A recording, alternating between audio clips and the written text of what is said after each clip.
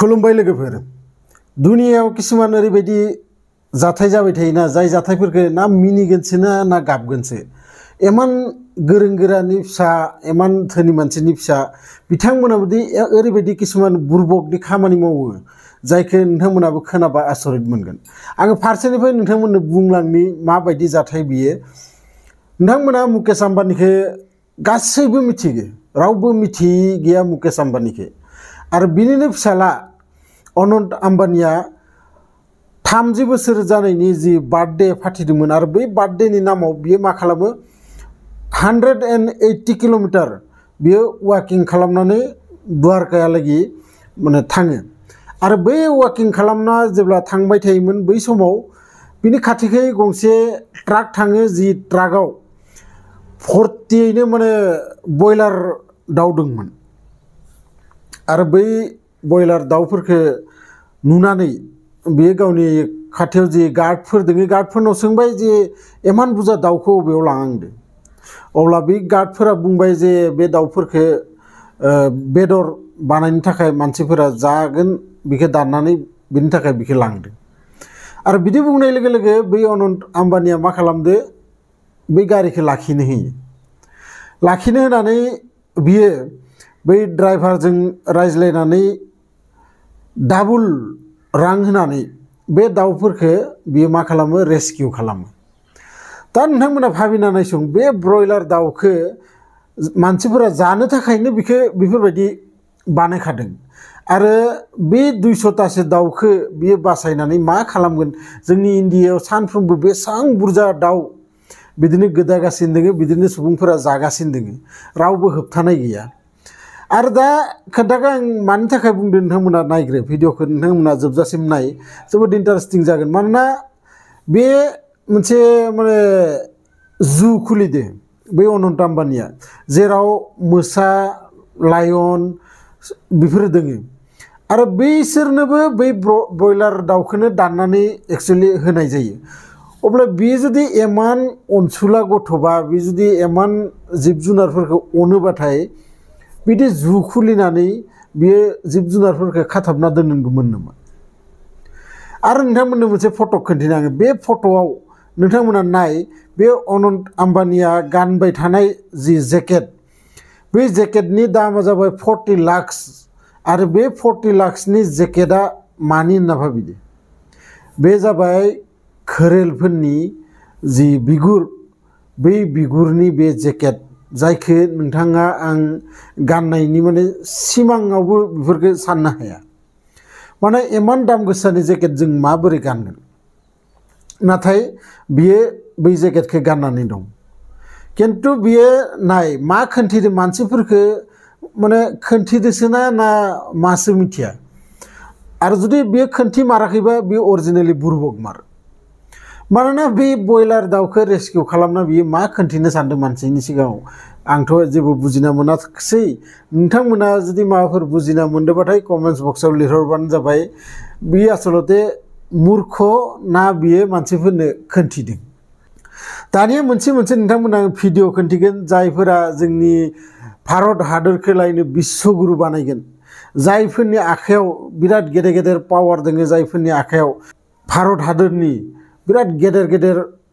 माने किसुमान डिपार्टमेन्टखौ बिसोरनि आखायाव गथायनाय जादों। जेरै नोंथांमोननो फार्स्टआवनो आं बुंनि हम मिनिस्टार जोंनि अमित शाह, नोंथांमोना गासैबो मिथिगो बिजेपिनि सासे गेदेर लिडार।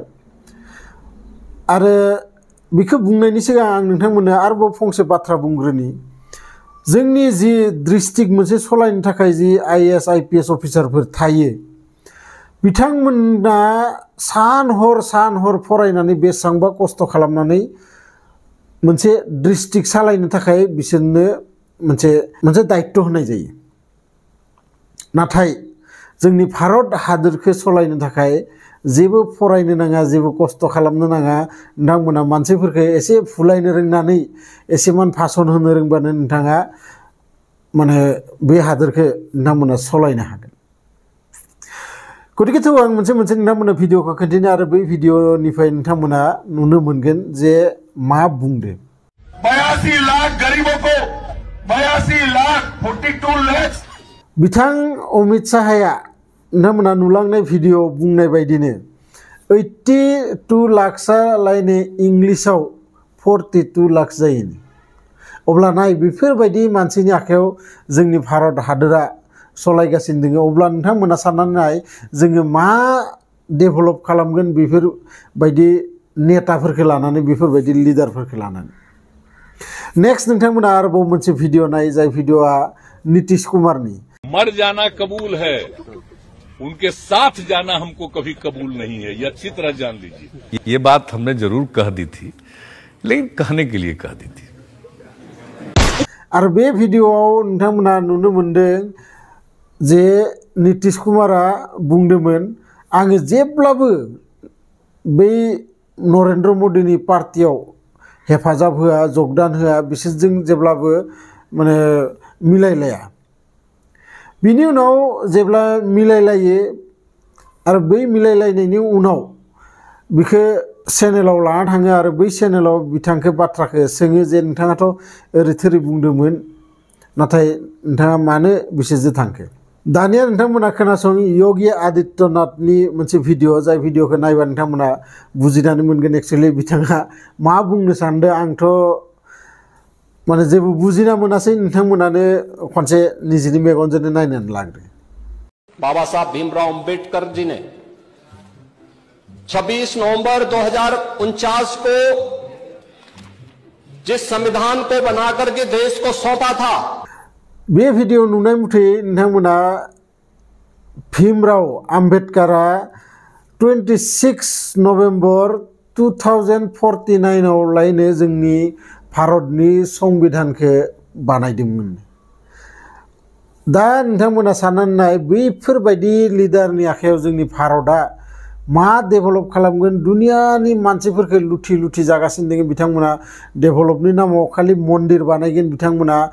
माब्लाबा बिथांमोना बुङो जे औरंगजेबखौ फबना दोननाय बै जायगाखौ माने बिखौ बोखांफिननांगौ जावफिननांगौ जावखांनांगौ बेफोरबायदि बाथ्राफोर बुंनानै बिसोरो जोंखौ मा खालामना दोनो मोनसे बेलेग लामाखौ लाना थाङो आरो जों बै लामाखौनो थांनानै बेयाव दावराव दावसि खालामबाय थायो आरो जों आलो गोजोनै 15 लाखनि 20 लाखनि कोट गाननानै नरेन्द्र मोदी मोना एन्जय खालामगासिनो दोङो जोंनि रांजों आरो एबार नोंथांमोना बै नरेन्द्र मोदीनिबो मोनसे भाषण खोनासंनानै नाय दुनिया के लिए एआई का मतलब है आर्टिफिशियल इंटेलिजेंस लेकिन मैं मानता हूं कि एआई का मतलब है अमेरिकन इंडियन एआई माने मा जोङो गासैबो मिथिगो आर्टिफिशियल इंटेलिजेंस आरो बे नरेन्द्र मोदीनि मुथै एआई माने जाबाय आमेरिका आरो इन्डिया लायनो गतिके नोंथांमोननि आखायाव बा जोंनि आखायाव गासैबो दोङो जोङो सानै हय भट होबाथाय बेफोरबायदि सुबुंफोरखौ लिडार बानायबाथाय जोङो जेबो मुलाम्फा गैया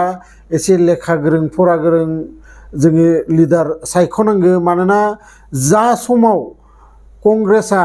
बे बिजेपिनि आखायाव जोंनि भारतनि जि दायित्व सरकारनि बेखौ जेब्ला गथायनानै होयोमोन अब्ला अनलि 55 लाख करोड़निल'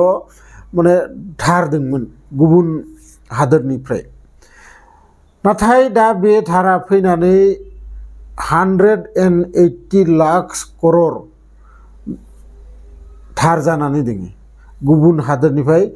लन लानानै बेखौ माने जोंनि जि दा आजिखालि फिसा फिसा बुस्थुआवनो टेक्स लानानै किसुमान बुस्थुफोरखौ दाम गैयि बेसादफोरखौबो बिराद गोबां दाम होनानै जोङो बायनांगौ जादों बिनि थाखायनो बै रांजों बिथांमोना इलेक्शन गेलेदो बै रांजों बिथांमोना एन्जय खालामदो दुनियानि बिदेशाव गिदिंहैदो गोबां रोखोमनि सिकिउरिटि बिथांमोना इउज खालामनानै निजेखौ सेफटियाव लाखिदो आरो बे सेफटिया जों सानो मा बिथांमोना गेदेर मानसि सोर खालामदो जों भट होनानैसो खालामदो गतिके गासैबो नोंथांमोननि आखायाव जोंनि आखायाव जोङो जायखौ सायख'यो मोजाङै सायख'नांगौ जायखौ बेफोरबायदि मोनसे पदआव थिनहरबाथाय एसे लेखा गोरों फरा गोरों सुबुंफोरखौ थिनहरनांगोन नङाबा जोङो बेफोरबायदिनो गोरिब जानानै थालांबाय थानांगोन आरो नोंथांमोना दाबायदि बिजेपि सरकार फैनायनिफ्राय नुनो मोन्दों जाय धोनि बिथांमोना धोनि जालांगासिनो दङ आरो जाय गोरिब जालांगासिनो दङ नोंथांमोना बयबो हयथ' खोनानानै जोबोद खुसि मोनो बिथांमोना लेक्सारफोराव बुङो जे 84 लाख माने रेशन कार्ड होगोन बिथांमोना बा फ्रि माइरं रानगोन बे फ्रि माइरङा मानो राननो गोनां जाखो जोंनि भारतआव मानो दा साख्रिनि आंखाल जालांदो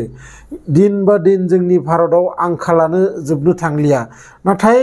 नोंथांमोना नुनो मोनगोन जायफोरा डेभेलप जागासिनो दङ धोनिया धोनि जालांगासिनो दङ गतिके बारा बुंनानै लाब गैया आजिखालि बिजेपि सरकार फैनायनिफ्राय बिथांमोननि बेरेखायै जुदि माबाफोर बुंनाय जायो बिथांमोनखौ एन्टि नेसनेल होननानै बिथांमोनहा बुंनानै होयो आरो लोगोसे पाकिस्तानिबो बुङो आरो एरेस्टबो खालामनाय गोबां आजिखालि खोनानो मोनो मानोना जोंनि रावफोरखौ गादबना दोननो थाखाय बिथांमोना नाजागासिनो दङ गोबां रोखोमनि आयेन बिथांमोना दिहुनगासिनो दङ जाहाथे गावसोरनि बेरेखायै जेबो बुंनो हाया रावबो आरो गावसोरनि माने दायफोरखौ जेब्लाबो खुलासा रावबो खालामनो हाया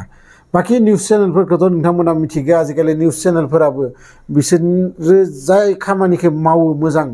बेखौल' खोन्थिगोन आरो बाखि बिथांमोननि सरकारनि जि दाय गोरोन्थि बेफोरखौ जेबोखौनो खोन्थिया जायखिजाया लोगो मोनगोन बिदिनो मोनसे इन्टारेस्टिं भिडिअ लानानै नेक्स्ट भिडिअ अब्लासिम गासैबो मोजाङै था गोजोन्थों